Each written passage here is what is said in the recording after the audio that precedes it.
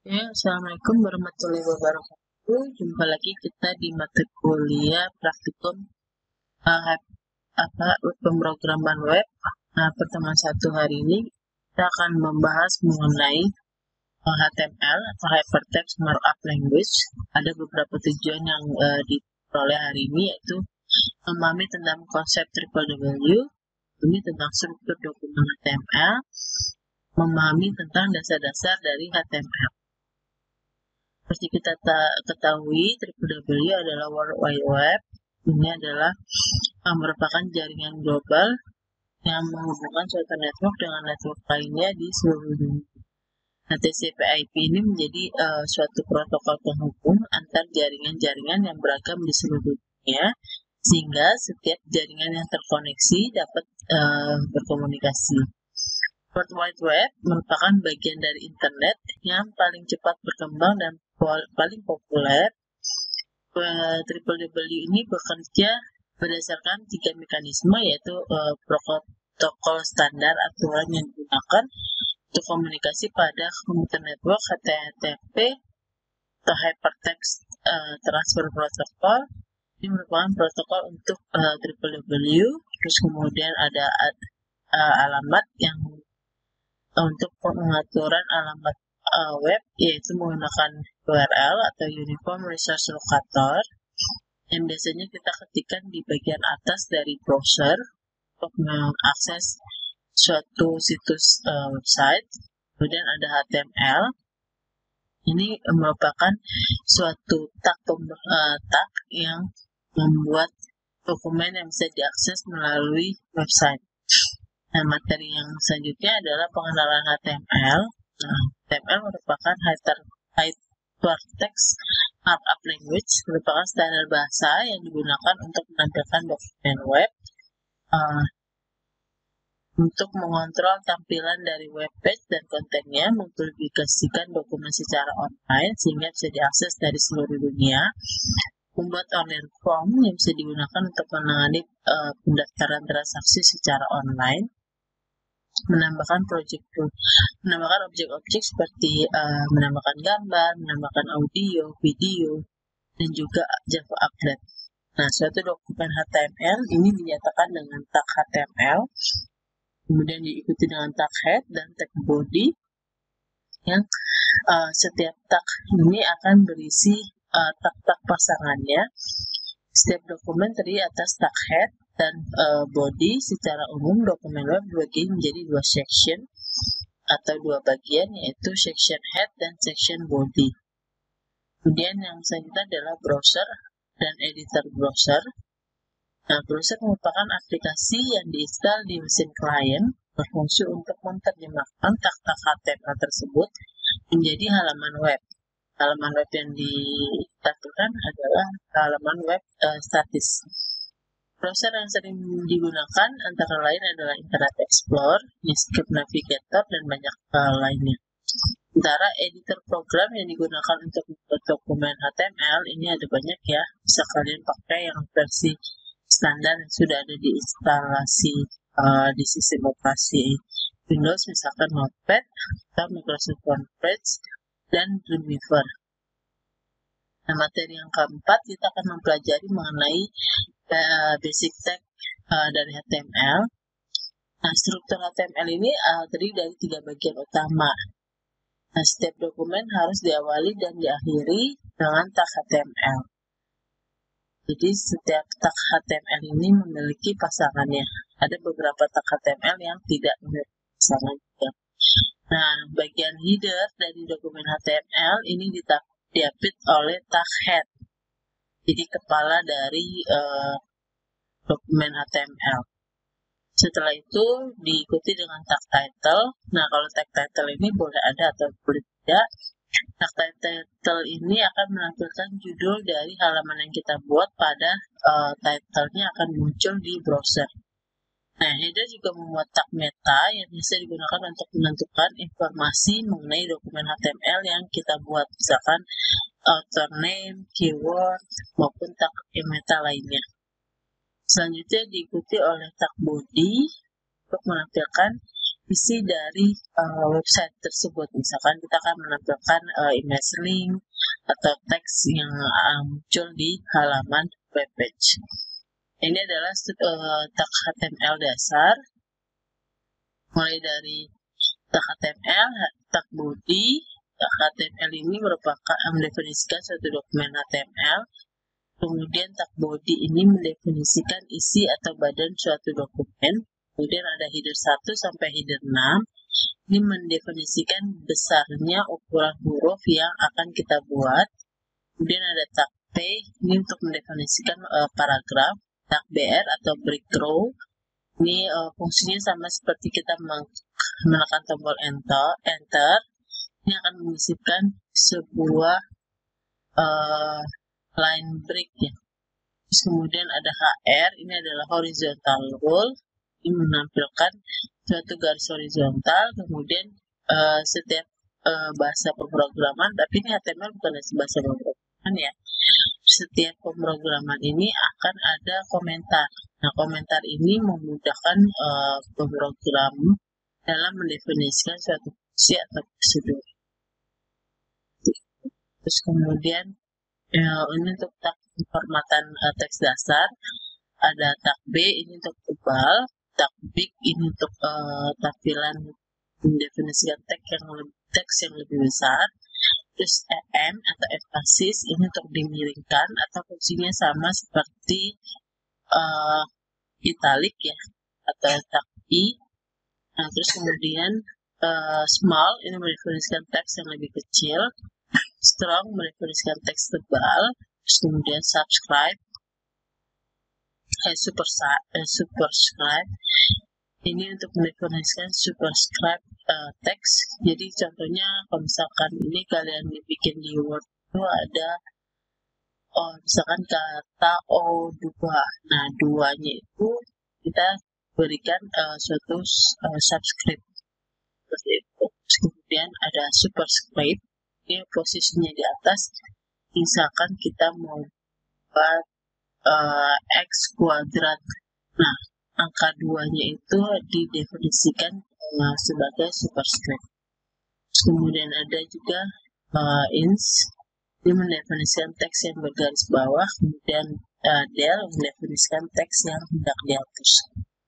Nah, dalam modul ini kalian akan diberikan beberapa contoh tag-tag pemrograman dasar menggunakan HTML. Kalian coba diketikkan ke dalam sebuah file, kemudian disimpan, lalu menjalankannya di dalam browser. Nah, kalian ketikkan contoh di bawah ini seperti apa adanya ya. Jadi kita akan belajar untuk melihat hasilnya, memodifikasi setiap kelompok tag untuk mengetahui maksud dari suatu baris atau tag HTML yang akan kita buat. Kemudian disimpan ke dalam tempat penyimpanan kalian yang ada di laptop atau komputer. Nah, seperti kita lihat di sini, kita membuka suatu notepad. Nah, di dalam notepad ini kalian ketikkan apa adanya seperti ini. Terus kemudian di sini ada dokumen type-nya adalah HTML. Kemudian HTML-nya adalah English atau EN di sini. Kemudian head. Kemudian ini salah satu contoh pembuatan komentar. Jadi tidak akan diproses di dalam pada saat kita melakukan compile istilahnya. Terus kemudian ada tag title yang berisi ini judul dokumen HTML 5. Kemudian ada diakhiri dengan tag head. Terus kemudian ada tag body. Nah, tag body ini adalah tempat kita untuk mendefinisikan apa yang akan kita lakukan di halaman web tersebut. Misalkan di sini kita akan menampilkan suatu kalimat, ini adalah teks di body. Kemudian kita tutup dengan tag HTML. Untuk mengakhirinya, untuk mengakhiri setiap tag itu harus dikasih tanda garis miring. atau slash. Nah, untuk proses penyimpanannya hati-hati. Pada saat kalian menyimpan, lebih baik kalian membuat suatu folder khusus untuk menyimpan pekerjaan yang kalian buat. Terus kemudian pilih tipe penyimpanannya, yaitu all file. Jadi kalian masukkan file name-nya, ini terserah ya, HTML1 atau misalkan nama kalian. Yang jelas ini harus sesuai dengan fungsi dari bahasa pemrograman yang akan kita buat. Misalkan di sini adalah mau menampilkan teks di body, berarti ini bisa kalian masukkan di sini kalimat titik HTML, misalkan seperti itu. Nah, extension di belakangnya harus titik HTML. Terus kemudian save all type-nya ini harus dalam bentuk all type. Jadi kalau ini tidak diatur, maka dia akan hasilnya bukan dalam bentuk HTML, tapi hasilnya dalam bentuk teks. Kemudian kita klik save, maka hasilnya akan terlihat seperti ini. Jadi ini merupakan HTML dokumen. Jadi kalau misalkan ini tidak di save as type-nya, ini tidak diganti dengan all file, dia akan menjadi txt dokumen. Seperti itu. Untuk menjalankannya, untuk melihat hasilnya, kalian cukup tinggal klik 2 kali di sini, maka ini akan otomatis membuka browser yang yang ada di laptop kalian. Nah, terus kemudian ini ada latihan-latihan yang bisa kalian kerjakan. Ini suatu program untuk menghasilkan my first heading. Ini ada 2 bentuknya, yaitu my first heading 1 dengan my first heading 2. Kenapa hasilnya beda? Karena pada saat kita mendefinisikan letak body, kita menggunakan ukuran H1. Ukuran H1 ini ukuran terbesar di HTML ya, yang paling besar. Terus kemudian kita mendefinisikan my first heading yang kedua ini dalam bentuk suatu paragraf. Jadi ukuran standar dari paragraf adalah seperti ini. Jadi apa yang terjadi kalau misalkan my first heading yang kalimat ke-1 ini H1 berada di paling belakang dari tab P, ini maka ukuran headnya menjadi besar juga.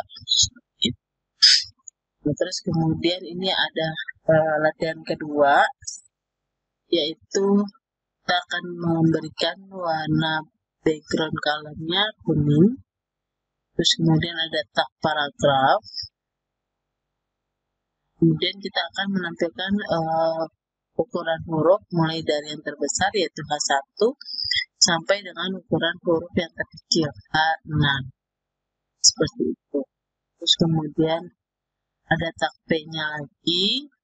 Nah, terus kemudian H1 align sama dengan center. Ini adalah heading 1, jadi align sama dengan center berarti posisinya ada di tengah-tengah. Nanti ini kalian buat, terus kemudian kalian analisa hasilnya seperti apa. Terus kemudian ada yang latihan ketiga. Ini adalah berfungsi untuk menampilkan suatu garis horizontal. Defaultnya adalah rata tengah. Jadi kita menggunakan HR horizontal rows. Ini warnanya adalah green atau hijau.